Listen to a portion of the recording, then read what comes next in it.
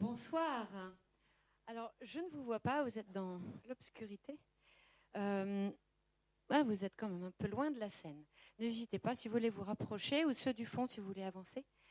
Alors, je m'appelle Claire. Je suis la première témoin de ces soirées qui vont se succéder à Bourg-en-Bresse. Merci de m'accueillir. Voilà.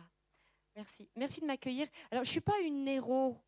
Je ne suis pas une grande dame. Je ne suis pas quelqu'un d'exceptionnel. Je suis une personne toute simple, comme tout le monde. Voilà. Et alors, on m'a dit, ce soir, c'est le bonheur, what else? Happiness, what else? De Pharrell Williams. On se la remet un petit coup. Soit il y a Pharrell Williams, soit il y a I am happy à la manière Kato. Connaissez la manière Kato? Non? Vous allez voir. I am happy, c'est parti.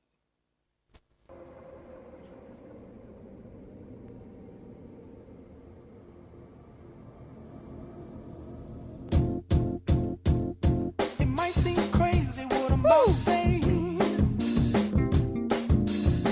Sunshine, she's here, you can take a break.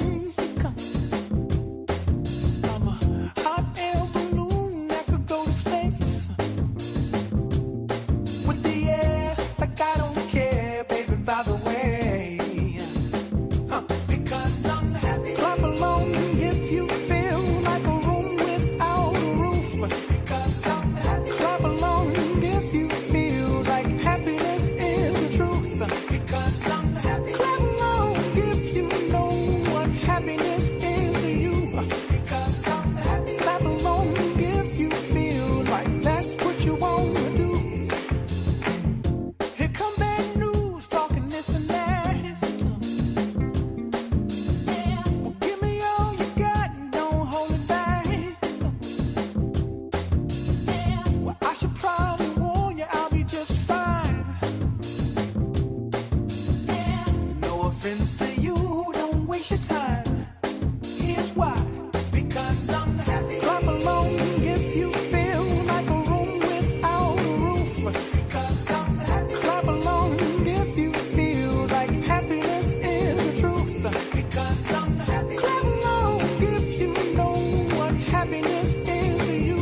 Because I'm happy. Clap along if you feel like that's what you want to do. Hey, go, bring me down, can't none bring me down. Your love is too high, bring me down, can't none bring me down. I said, bring me down, can't none bring me down. Your love is too high, bring me down, can't none bring me down. I said, clap along if you feel like a room without a roof. Clap along if you feel like happiness is the truth. Clap along if you know what happiness is to you. Clap along if you feel like that's what you want to do. Come on. Voilà. Alors, comme c'était une pub pour rejoindre le chemin neuf cet été. Mais ça fait un buzz sur Internet. Et voilà. Alors, je voudrais vous demander parmi vous, qui est happy ce soir? Ouais, ok. Il y en a qui sont un petit peu happy ou qui savent pas trop. Ok. C'est sûr que le bonheur, ça pose question. C'est sûr qu'on a envie d'être heureux. Qui ici a envie d'être heureux? Hey, ouais, ok, super. Bon. Alors, par contre, qui ici peut vraiment dire, dans ma vie, je suis heureux 100%? Ah, là, ça change. Eh ben, ouais. Le bonheur, ça va, ça vient. C'est des petits bonheurs, c'est des grands bonheurs. En tout cas, on y aspire tous. Alors, avant de commencer, moi, à faire mon petit speech à la recherche du bonheur, comment je le fais et de vous en témoigner, je vais vous demander de vous mettre par 6. Voilà, juste vos voisins. Pas forcément vos potes, mais vos voisins. Vous faites des petits groupes de 6. Vous avez 10 minutes et chacun, vous partagez pour vous, pour moi, qu'est-ce que le bonheur à votre avis? Allez, des petits groupes de 6, mettez-vous avec des jeunes que vous ne connaissez pas. Top, c'est parti. Vous vous présentez, vous dites votre prénom. Et ensuite, pour moi, qu'est-ce que c'est le bonheur? Top, c'est parti.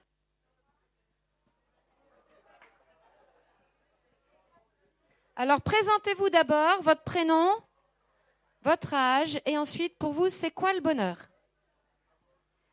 Et même, vous pouvez partager un grand moment de bonheur que vous avez pu vivre.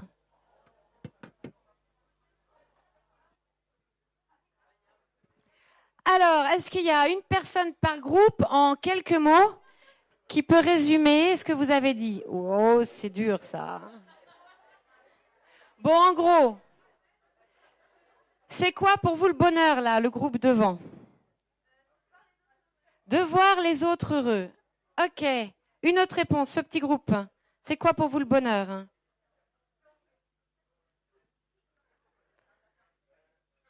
Allez. Une phrase ou deux que vous avez pu échanger. Allez, ici, là-bas, derrière. C'est quoi pour vous le bonheur? Ouais. Être avec ses potes. Ok. C'est quoi pour vous le bonheur? Il en faut peu pour être heureux. Ok, là-bas. Partager des moments avec des gens qu'on aime. Oui. Vivre une belle messe et s'épanouir dans les études. Ok, là-bas, au fond. Oui? Chut, chut, chut, s'il vous plaît, écoutons-nous. Chut.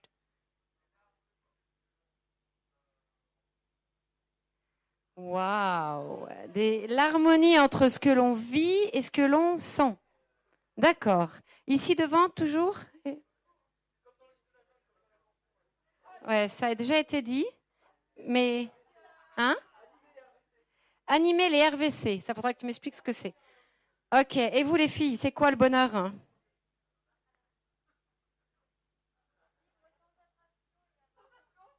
Vivre sans appréhension, sans peur, et avoir confiance en soi.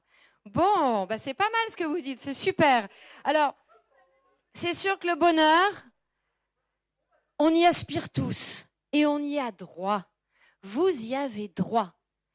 Et le bonheur, on nous le propose dans la société, à travers les pubs, Internet, à travers les magasins, à travers la réussite. En gros, t'es heureux si t'as un beau look, si tu fais de belles études, si t'as de l'argent, si t'as une petite femme ou un petit mari qui t'aime, éventuellement des enfants.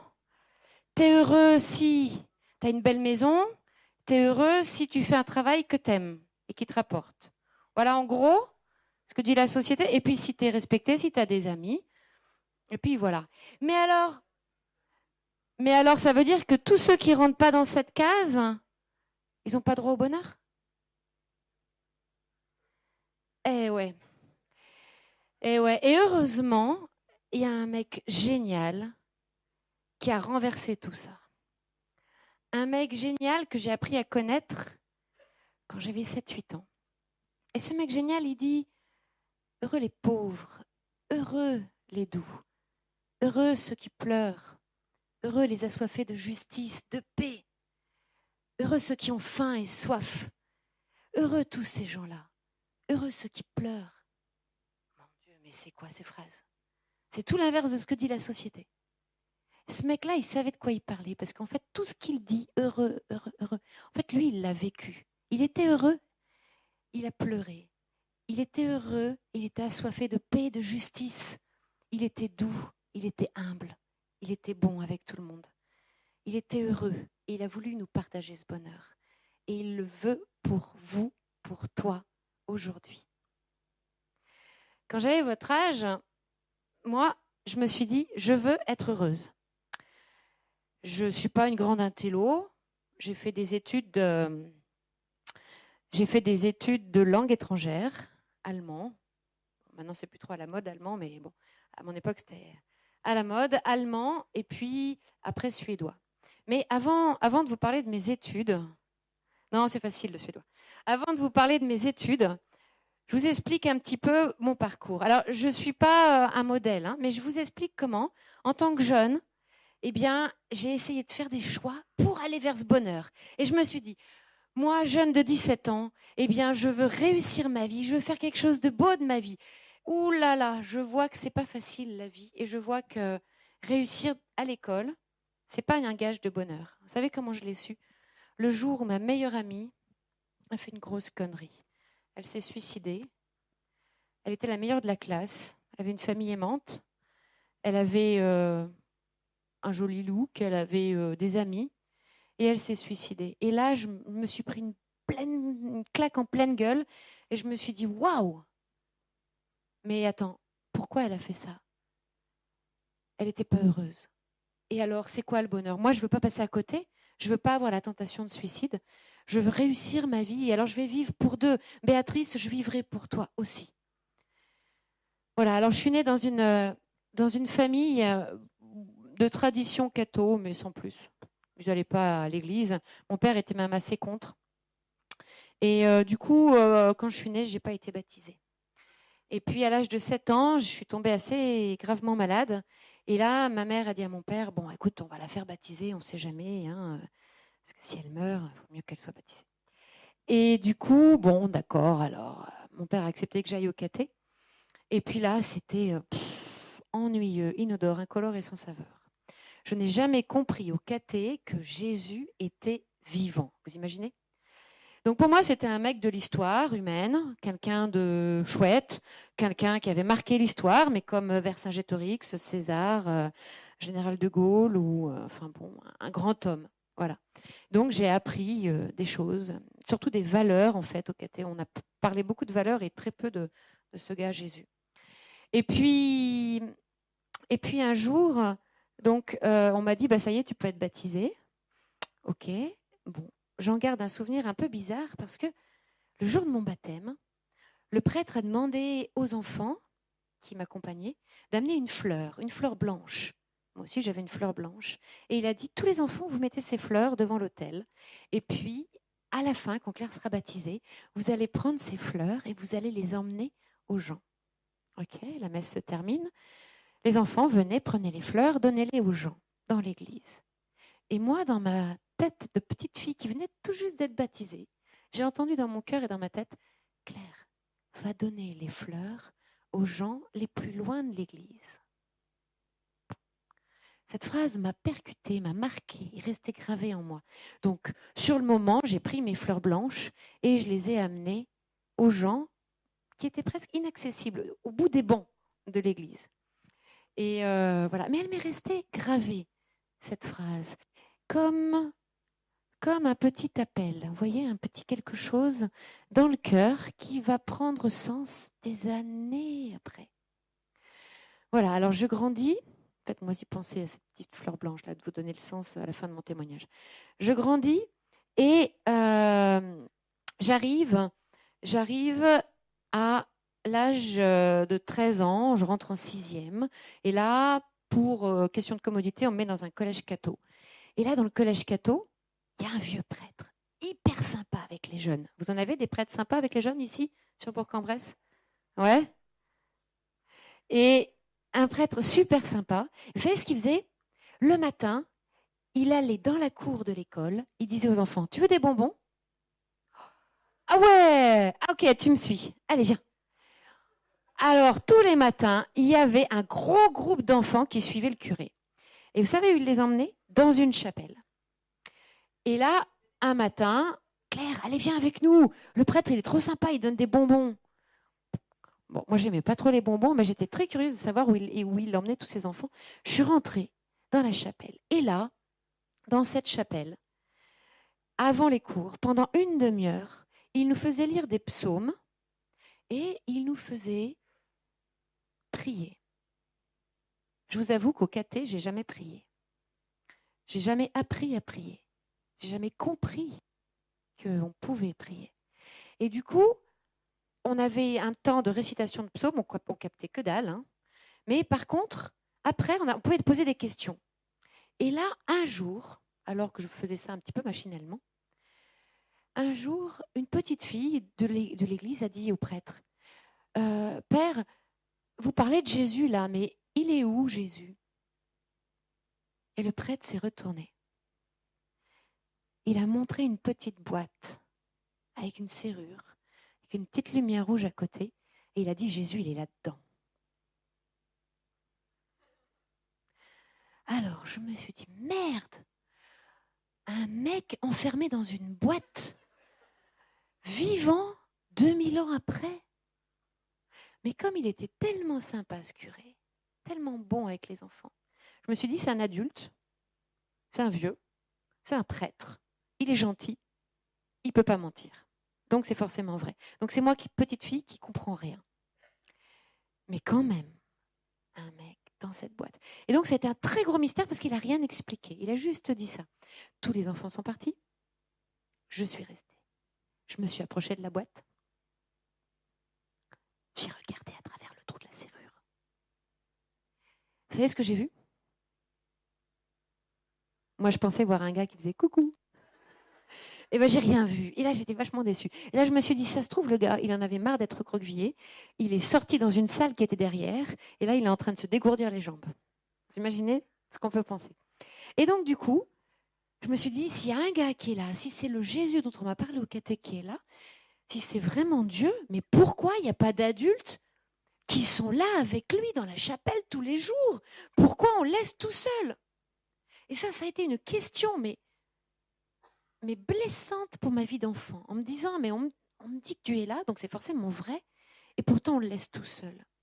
Et donc, moi, j'ai dit à ce gars qui était derrière la porte, t'inquiète, moi, je vais venir entre midi et 2 et aux récréations pour te tenir compagnie. Et donc, à toutes les récréations, pendant ces 2 années j'étais dans cette école, à tous les entre midi et 2, je passais mon temps dans cette chapelle à parler à ce gars qui était derrière la porte, sans savoir qui il était vraiment et pourquoi il était derrière la porte et pourquoi il ne sortait pas, pourquoi on n'ouvrait pas la porte. C'était donc en 1980. Hein, ouais, ça fait un bail. Hein. Et du coup,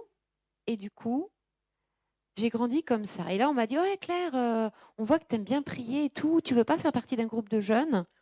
Bah ouais, pourquoi? Bah tu sais, il y a d'autres jeunes qui sont chrétiens aussi. Ah bon?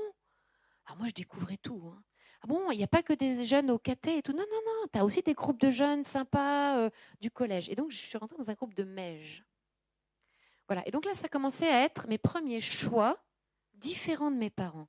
Mes premiers choix de bonheur. Premier choix, c'était de suivre un gars un peu bizarre qui nous invite dans une église pour des bonbons.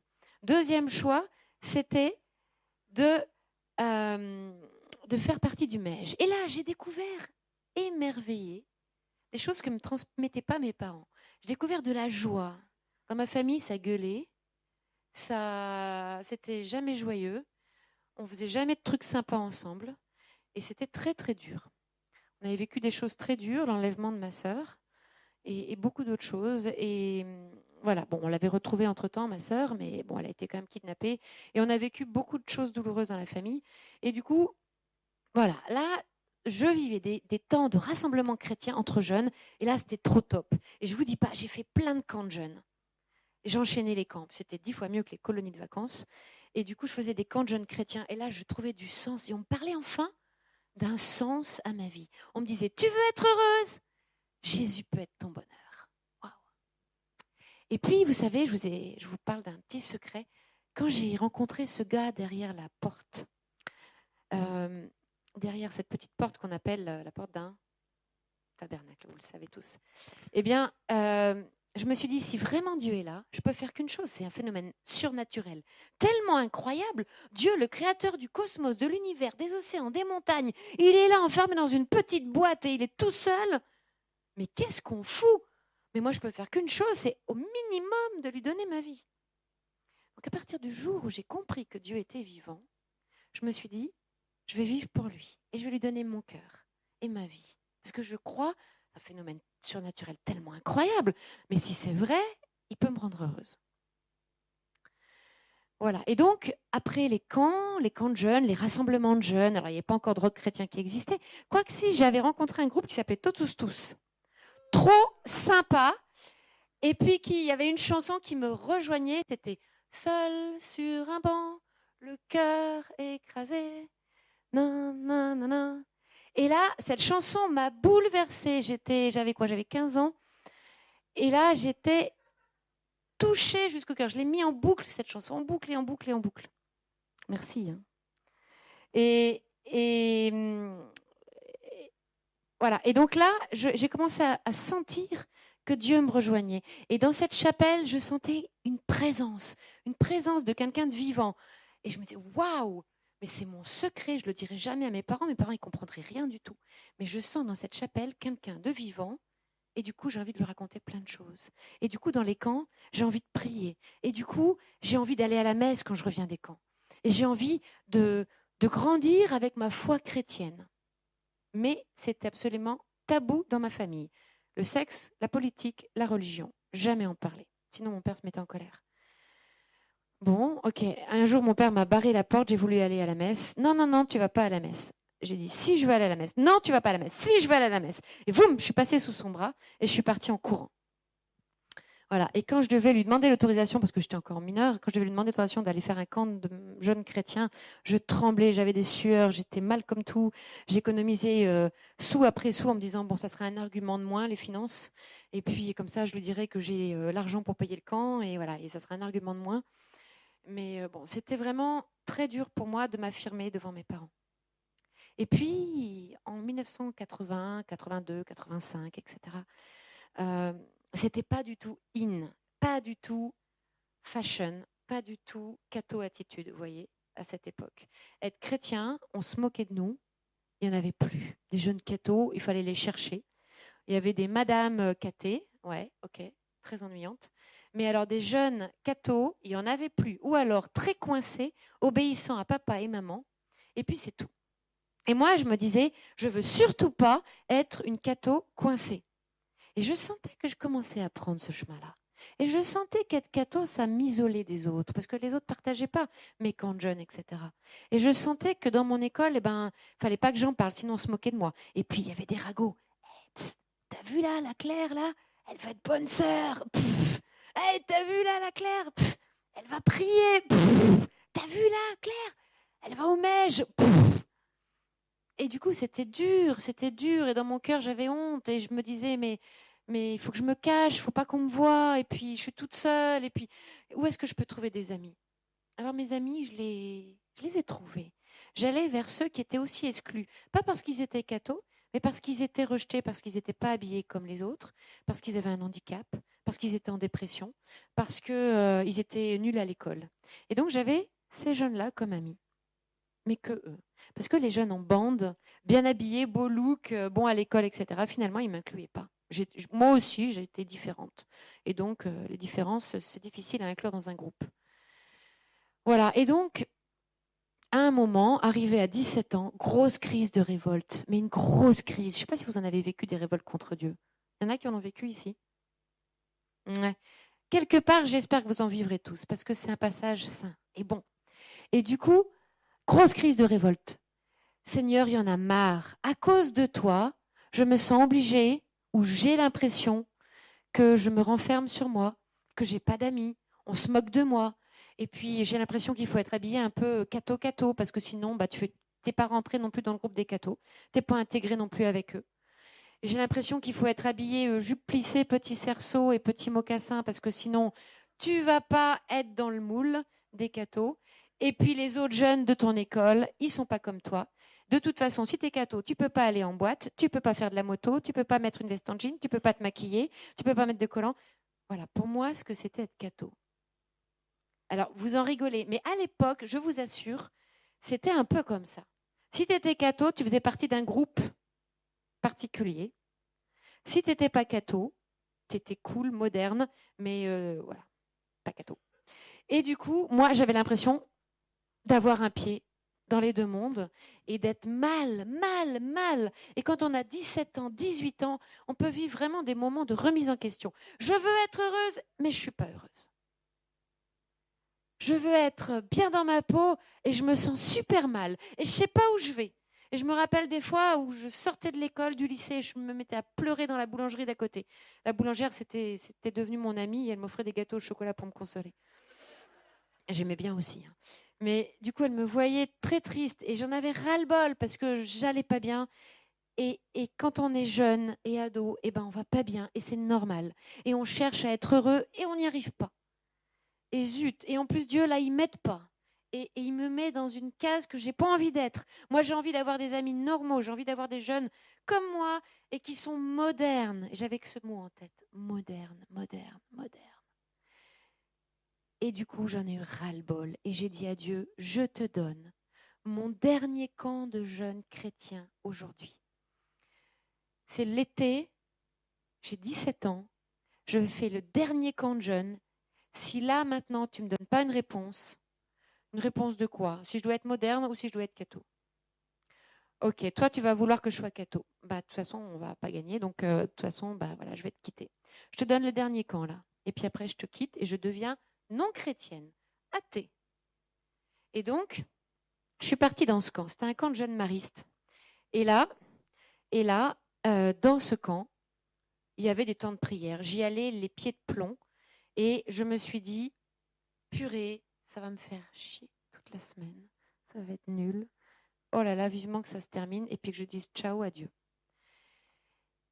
Et le dernier jour du camp, les prêtres ont proposé aux jeunes un temps de prière un peu original. Ils ont dit, vous allez prendre votre temps de prière avec un journal. Il y avait une pile de journaux, des quotidiens, des revues de presse, des machins. Vous prenez un journal au pif, vous allez dans la nature, vous priez, vous mettez en présence de Dieu, vous ouvrez le journal, vous laissez le journal vous parler. Là, je me dis, ils sont complètement tarés, les curés. Je fais bien de partir. Et donc, je suis partie dans le champ complètement découragée, avec ce journal en disant, bah, c'est bien, c'est le dernier temps de prière, de toute façon, après c'est fini. Dieu, tu as perdu. Et là, j'ouvre le journal, je feuillette le journal, et j'arrive à la dernière page du journal, comme quoi Dieu, il a de l'humour. Dernière page du dernier temps de prière de la dernière journée du camp. Et là, il y avait un gros article sur les premières JMJ. Et il y avait en gros, voilà enfin des jeunes chrétiens et modernes. Ouh! Alors là, j'étais scotchée, j'ai fondu en larmes, j'ai dit, Seigneur, tu m'as eu. Mais oui, j'ai pas à choisir, j'ai pas à être ou moderne ou catho, faut que je sois les deux. Et je peux vous assurer qu'à cette époque, c'était très tendance d'être les deux, c'était très innovant, ça se faisait pas encore beaucoup d'être les deux. Et du coup, qu'est-ce que j'ai fait quand je suis rentrée du camp? Je suis allée en boîte, j'ai fait de la moto, je me suis acheté une veste en jean, je me suis maquillée et j'ai changé complètement mon look. Et voilà. Et là, grosse libération. Mes parents n'ont rien capté. Qu'est-ce qui m'arrivait? Moi, je savais. Je gardais Jésus et je gardais la vie de jeune chrétien. La vie moderne que je découvrais et que je croquais à pleines dents. Voilà. Et puis, on passe. Là, je suis rentrée à la fac. J'ai fait des études de langue étrangère. Bien, ok. J'ai voyagé en même temps. Je suis allée en Allemagne, en Suède, ok. Et là, je me suis dit, dans mon cœur, il y a quand même des gens dans ma vie qui m'ont bouleversée. J'ai envie de bosser pour les jeunes, les gens qui sont exclus. J'avais goûté ça dans ma jeunesse, d'être exclu. Et là, je sentais que les jeunes exclus, les gens exclus de la société, avaient quelque chose d'énorme, de profond, de beau. Je ne savais pas encore trop quoi, mais je savais qu'il me touchait beaucoup. Vous avez parlé de ma sœur qui avait été kidnappée. Du coup, suite à ça, dans ma famille, elle a été très, très, très, très, très protégée par ma maman. Et elle est devenue très, très introvertie et ça a développé des problèmes psychiques. Et donc, ma sœur aussi était une personne qu'on rejetait. Et donc là aussi, ça m'a sensibilisée. Et donc, je me suis dit, j'ai envie de faire un métier pour ça. Je vais être éducatrice spécialisée. Je vais essayer de travailler, d'apprendre un métier pour m'occuper de jeunes en galère. Voilà. Et puis j'avais un grand rêve. Un grand rêve, c'était de bosser avec le père Guy Gilbert. Je ne sais pas si vous connaissez le père Guy Gilbert. Si. Le curé des Loubards, vous savez, des cheveux longs, des Santiago, des bagues et partout. Voilà. Et puis, quand j'ai fini mes études, j'ai eu la chance de bosser 1 an avec lui. Donc ça m'a vachement touchée parce que on travaillait avec des jeunes de 13 ans ou 14 ans qui sortaient de prison. Donc ça, c'était vraiment fort. Et là, je me suis dit, bon, ça y est, j'ai mon diplôme d'éduc, Qu'est-ce que je fais maintenant de ma vie? Je veux être heureuse. Comment je marche? Et là, j'ai senti Jésus dans mon cœur qui m'a dit, Claire, c'est moi ta bien-aimée, ton bien-aimé. Et là, j'ai dit non. Moi, maintenant, j'ai rencontré un garçon, je suis amoureuse. Et du coup, peut-être que je vais faire un foyer sain, un foyer solide, un foyer beau. Ce qu'ont pas réussi mes parents, moi j'ai envie de le réussir. Et puis ce petit temps de couple n'a pas marché. Et là, je me suis dit, bon, qu'est-ce que je vais faire de ma vie? Claire, c'est moi, ton bien-aimé, tu te rappelles? Oh, bon, d'accord. Claire, mets-moi en premier dans ta vie. Tu verras. Ouais, bon. Je sais pas, je sais plus où j'en suis, je sais plus où je vais. Je veux être heureuse, mais comment faire? Bon, alors, j'ai déjà vécu plein de choses dans ma vie, plein de voyages. J'ai un diplôme en poche, j'ai mes études. Ça y est, mes parents peuvent rien me dire. Mes études, c'est fait. Ok, je vais partir pendant 1 an avec une association humanitaire. Je me renseigne et tout. Puis là, on me dit, ah non, c'est trop tard, il fallait t'y prendre beaucoup plus tôt. Ah bon, alors je vais faire quoi à la rentrée? Tiens, je vais faire une école d'évangélisation. Je me renseigne et là, on me dit, ah non, il n'y a plus de place. Oh zut. Et du coup, je me suis dit, ça y est, je sais. Comme j'aime les voyages, l'aventure, j'aime Jésus, j'aime mon travail social, mon métier. Alors, je vais partir. Je vais réaliser un grand rêve que j'ai dans le cœur depuis toute petite. Je vais partir avec un petit sac à dos à la rencontre des gens les plus exclus de chaque pays que je traverserai. Je vais en pèlerinage autour du monde, comme si chaque personne était un tabernacle sur pattes.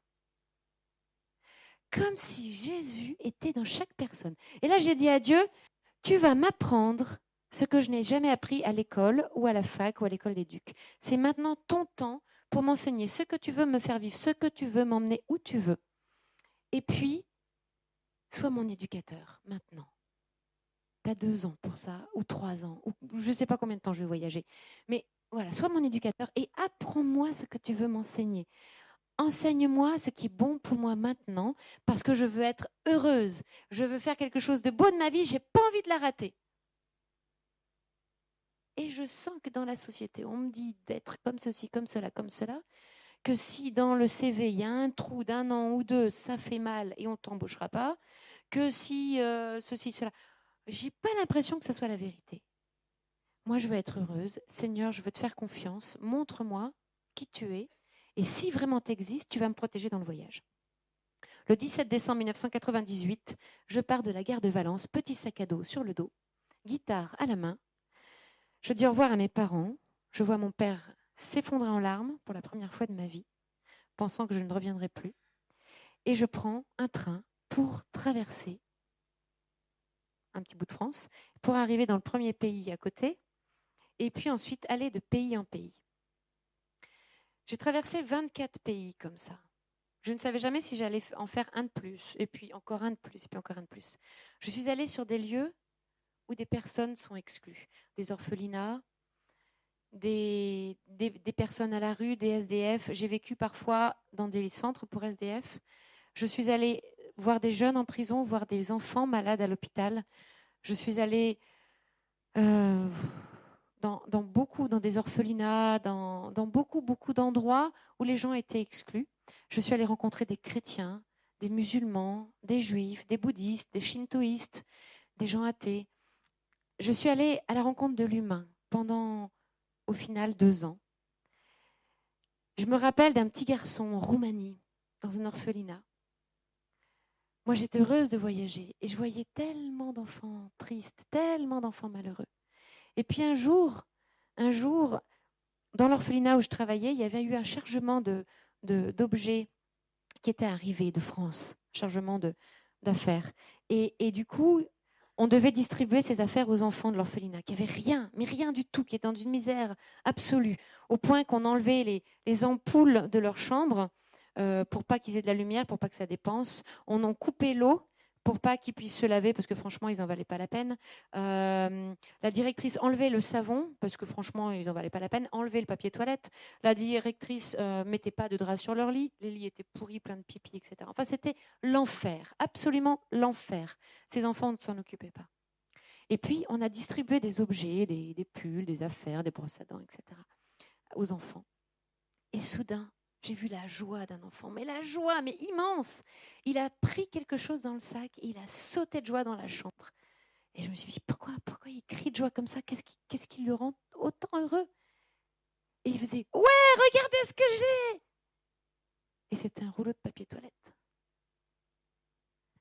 Waouh! Et là, j'ai pris une claque en pleine gueule. Et là, je me suis dit, Seigneur, il y en a tellement qui ont 100 fois moins que ce qu'on a nous ici. Et on oublie. Et on vit comme si on ne le savait pas. Voilà. Et puis, j'ai rencontré aussi des gens qui n'avaient rien. Et puis, qui n'avaient pas l'air malheureux. Alors là aussi, ça m'a fait cogiter. Des gens qui se sentaient heureux avec le peu qu'ils avaient. Il y a des gens qui m'ont dit, oh, t'es chrétienne, toi? T'es chrétienne? Mais t'as la religion de Mère Teresa, c'est ça? Oh, t'as de la chance. Nous, on n'a pas de religion. Oh, t'as bien de la chance. Et je me suis dit, c'est vrai, j'ai une chance. Bon, quand je rentre en France, j'ai reçu tellement dans ce voyage. Je veux donner. Donner tout ce que j'ai reçu. J'ai le cœur qui éclate de plein d'amitié, de plein d'amour, de plein d'accueil qu'on m'a fait dans les familles, chez les gens, etc.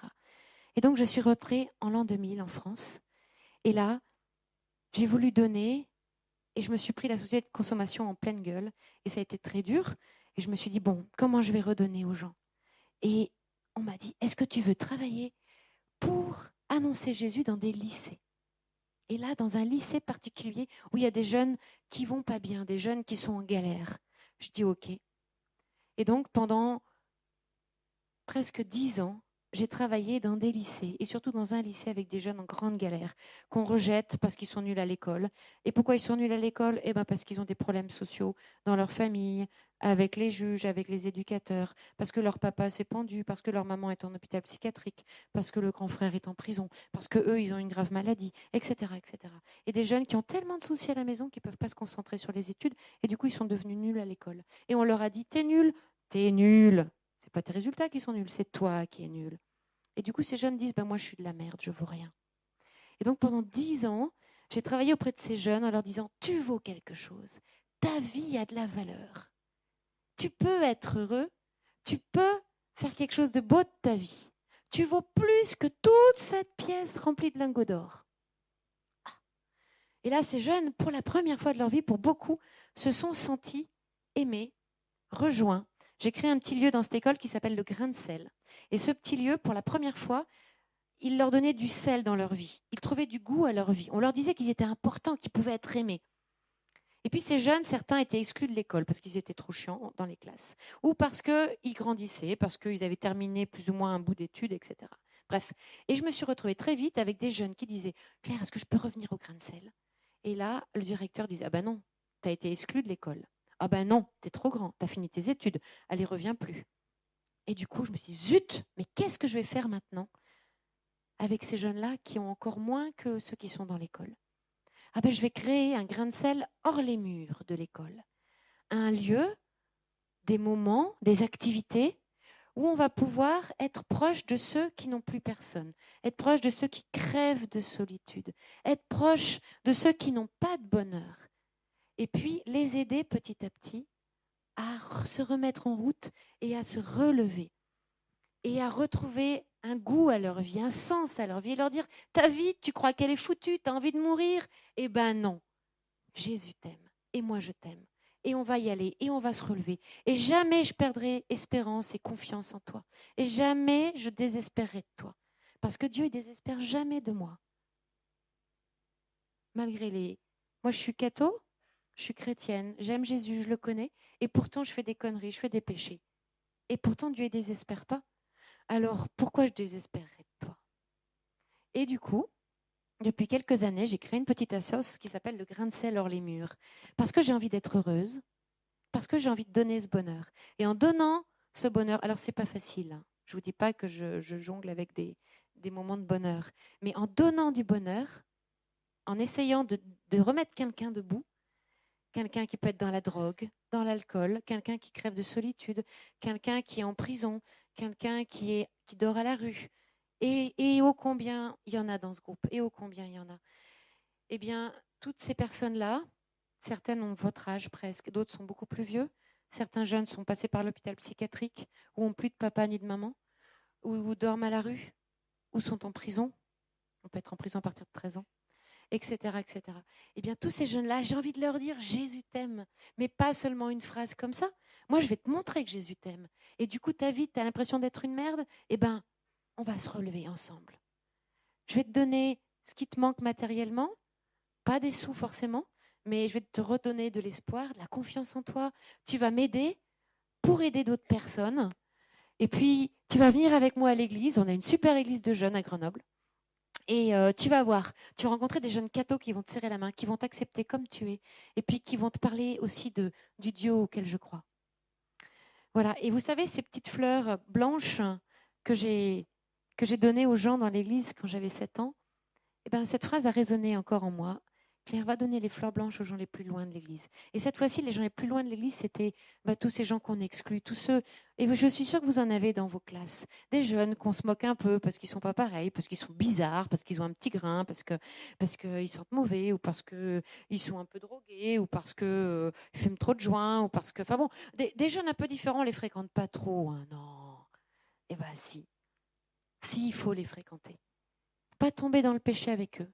Mais par contre, leur dire « Je suis ton ami » parce que Jésus est ton ami. J'ai rencontré un ami qui donne du bonheur.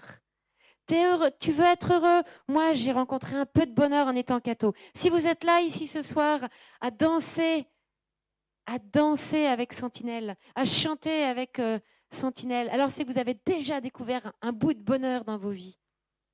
Et votre vie avec le bonheur, ça va être ça. Il va y avoir des hauts et des bas. Vous ne serez pas tout le temps heureux. Dans la vie, c'est que des petits moments de bonheur. Parce qu'on est fait pour un grand bonheur, mais ce grand bonheur, on l'aura qu'au ciel.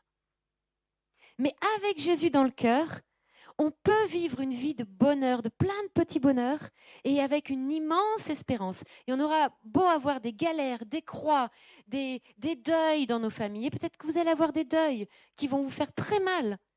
Votre papa, votre maman, votre sœur, votre frère, je ne sais, je ne vous le souhaite pas, mais vous allez en avoir un moment ou un autre dans votre vie. Eh bien, ne rejetez pas Jésus. Aimez-le de tout votre cœur. C'est lui la clé du bonheur. Et quand vous rencontrez des gens qui sont au fond du trou, des pauvres, des petits, des blessés de la vie, aimez-les doublement. Partagez avec eux. Invitez-les à vos fêtes. Invitez-les à vos fêtes catho. Invitez-les chez vous. 1 ou 2, pas plus, pour être bien présents. Et dites-vous que cette personne blessée, c'est Jésus. C'est aussi le préféré de Jésus.